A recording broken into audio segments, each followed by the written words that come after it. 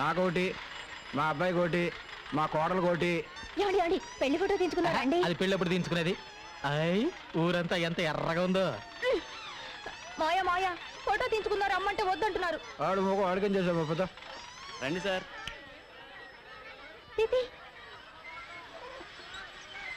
పెళ్లి ఫోటోలో ఈయనెందుకు?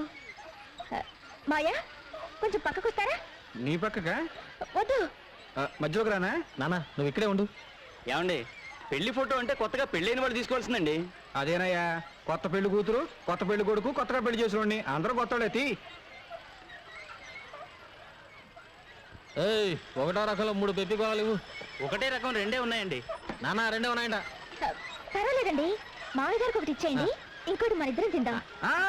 కొత్తగా పెళ్ళైన అమ్మాయికి నోటితో కొరికి సగం సగాలు వేస్తా, ఒకటి ఇచ్చే. ఇది మనతో తిందాం.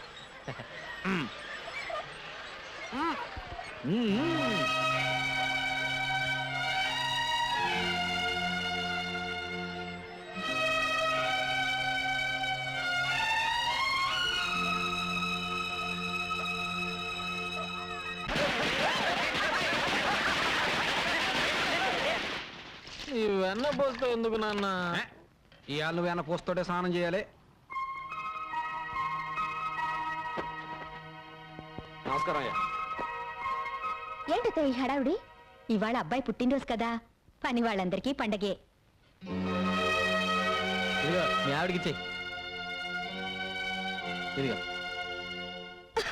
అమ్మగారు మా అత్తలు ఇగోనండి. 2 రోజుల నుంచి జ్వరం అంటున్నారుగా, అయ్యగారికి చెప్పమంటారా? ఎవరొచ్చి మాత్రం చేసేదే ఉంది, ఎవరికి చెప్పక్కర్లేదు. నా చావు నేను చేస్తాను, నువ్వు వెళ్ళు. గోపి, ఏం చేస్తున్నావు ఇక్కడ? పెళ్లి ఫోటో అమ్మా, అయ్యగారు తగిలించమన్నారు. పెళ్లి ఫోటో అంటే మొగుడు పెళ్ళాలు మాత్రమే ఉంటారు. ఈ గ్రూప్ ఫోటో తీసుకెళ్లి హాల్లో తగలి.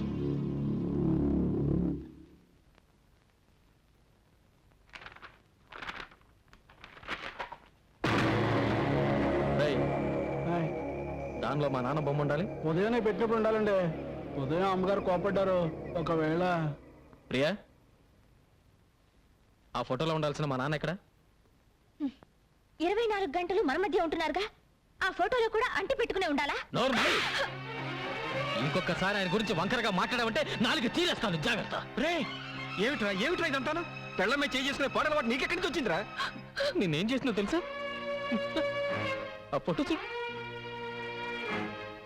అందులో నా బొమ్మ నేనే కత్తిరించేసుకున్నాను. ఎంతకాలం ఊరుకుంటాను అత్తయ్య? అసలు నాకెందుకు పెళ్లి చేసినట్టు? తండ్రి కొడుకులు కలిసి నన్ను చంపడానికా? ఇంతకంటే అమ్మా ఈ పెళ్ళొద్దు, నువ్వు వెళ్ళిపో అని ఆరాధ్య చెప్పుంటే ఆనందంగా చచ్చిపోయేదానిగా. పంజరంలోంచి బయటపడాలనుకుని వచ్చాను, ఇలా ప్రాణాలతో సమాధి చేస్తారనుకోలేను. అమ్మా, నా భార్యతో నేను ఎక్కువ రోజులు కాపురం చేయలేదు. నాకా భార్య లేదు, ఆడిక తల్లి లేదు. అందుకే మా ఇద్దరికి ఆడవాళ్ళకుండే ఆశలు ఆరాటాలు తెలియవమ్మా. తెలుసుకోకండి, నా చావేదో నేను చేస్తాను. మీ పెళ్ళం పోయిందిగా, ఆయన పెళ్ళం కూడా పోతే ఆదర్శ తండ్రి కొడుకులుగా ఆనందంగా బ్రతకొచ్చు. ఆ అమ్మాయి అన్న దాంట్లో తప్పే ఉంది.